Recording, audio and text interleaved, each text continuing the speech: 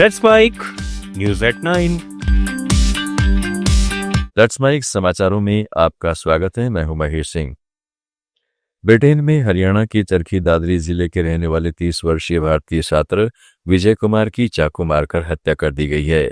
यह वारदात 15 नवंबर की रात ब्रिटेन के वर्स्टर शहर के बारबोर्न रोड पर हुई। विजय गंभीर हालत में सड़क पर पड़े मिले, जिन्हें तुरंत अस्पताल ले जाया गया, लेकिन कुछ देर बाद उन्होंने दम तोड़ दिया। पुलिस की शुरुआती जांच में सामने आया है कि हत्या से पहले किसी बात को लेकर झगड़ा हुआ था, जिसके बाद हमलावरों ने विजय पर चाकू से कई वार किए। परिवार ने भारत सरकार से तुरंत हस्तक्षेप, निष्पक्ष जांच और बेटे का शव जल्द से जल्द भारत लाने की मांग की है। विजय ब्रिस्टल की UWE यूनिवर्सिटी में पढ़ते थे। परिवार ने इस हत्याकांड में हरियाणा या पंजाब के व्यक्ति की भूमिका की आशंका जताई है। पाकिस्तान के बलूचिस्तान प्रांत में हिंसा एक बार फिर भड़क उठी है। पिछले 24 घंटों में क्वेटा और डेरा मुराद जमाली में कम से कम 7 धमाके किए गए हैं। इन हमलों में किसी की मौत नहीं हुई, लेकिन एक कंस्ट्रक्शन कंपनी के 2 सिक्योरिटी गार्ड घायल हो गए हैं। शनिवार को क्वेटा में एक पुलिस चेक पोस्ट पर हैंड ग्रेनेड फेंके गए, जबकि एंटी टेररिज्म डिपार्टमेंट की गाड़ी के पास IED धमाका किया गया।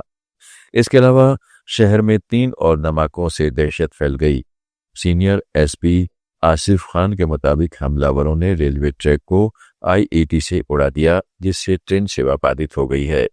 रविवार को भी ग्रेनेड हमले हुए, हालांकि किसी संगठन ने अब तक जिम्मेदारी नहीं ली है। सुरक्षा एजेंसियां हाई अलर्ट पर हैं। पाकिस्तान के पूर्व प्रधानमंत्री इमरान खान को लेकर पिछले कुछ दिनों से सोशल मीडिया पर उनकी मौत की अफवाहें तेज हो गई थी, जिन्हें अब उनकी पार्टी पाकिस्तान तहरीक-ए-इंसाफ के सीनेटर खुर्रम जीशान ने नए सिरे से खारिज कर दिया है। एक मीडिया हाउस से बातचीत में जीशान ने कहा है कि इमरान खान पूरी तरह जिंदा और सुरक्षित हैं और रावलपिंडी की अदियाला जेल में ही बंद है, लेकिन पिछले 1 महीने से उन्हें पूरी तरह एकांत कारावास में रखा गया है, जहां न परिवार को, न वकील को और न ही पार्टी के नेताओं को उनसे मिलने दिया जा रहा है। सीनेटर ने इसे मानव अधिकारों का गंभीर उल्लंघन बताया और कहा कि उन पर पाकिस्तान छोड़ने के लिए दबाव बनाया जा रहा है। गौरतलब है कि इससे पहले इमरान खान के बेटे कासिम खान ने भी अपने पिता के जीवित होने का सबूत मांगा था। ये अफवाहें और जोर पकड़ गई थीं। अमेरिकी बहुराष्ट्रीय कंपनी अमेजन के 1000 से ज्यादा कर्मचारियों ने CEO एंडी जेसी को खुला पत्र लिखकर चेतावनी दी है कि कंपनी की तेज रफ्तार वाली आर्टिफिशियल इंटेलिजेंस नीति नौकरियां खत्म कर देगी, लोकतंत्र को नुकसान पहुंचाएगी और पर्यावरण को अपूरणीय क्षति देगी। कर्मचारियों का कहना है कि अमेजन ने 2040 तक नेट जीरो उत्सर्जन का वादा किया था, मगर 2019 से अब तक कार्बन उत्सर्जन 35% बढ़ गया और डेटा सेंटर्स के लिए प्रस्तावित $150 अरब का निवेश इस खाई को और चौड़ा करेगा। उन्होंने मांग की है कि सभी डेटा सेंटर्स साफ ऊर्जा से चलें, तेल गैस कंपनियों के लिए जलवायु विरोधी AI टूल बंद हो और कर्मचारियों पर AI का जबरदस्ती इस्तेमाल थोपना बंद हो। गौरतलब है कि इस पत्र पर अमेजन के साथ ही गूगल, मेटा, माइक्रोसॉफ्ट और एप्पल जैसे दिग्गजों के मौजूदा और पूर्व कर्मचारियों ने भी दस्तखत किए हैं।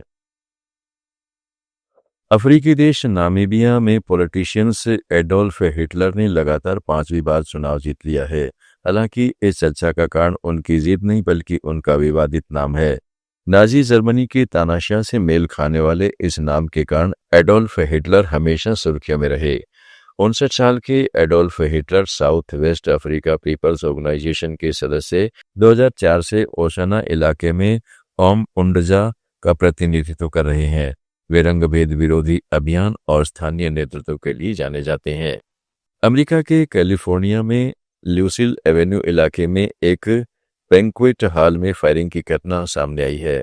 उस वक्त वहां एक बच्चे की बर्थ पार्टी मनाई जा रही थी। अचानक हुई गोलीबारी में 4 लोगों की मौत हो गई, जबकि 10 लोग गंभीर रूप से घायल हुए हैं। सभी घायलों को नजदीकी अस्पताल में भर्ती कराया गया है। प्रत्यक्षदर्शियों ने बताया है कि पहले उन्हें लगा कि पार्टी में पटाखे फूट रहे हैं, लेकिन कुछ ही सेकंड में साफ हो गया कि गोलियां चलाई जा रही थीं। स्टॉकटन के उपमेयर जेनसन ली ने इसे बेहद डरावना बताया और कहा कि जन्मदिन की पार्टी कभी भी डर की जगह नहीं होनी चाहिए। समाचारों में फिलहाल इतना ही। जुड़े रहिएगा लेट्स माइक के साथ।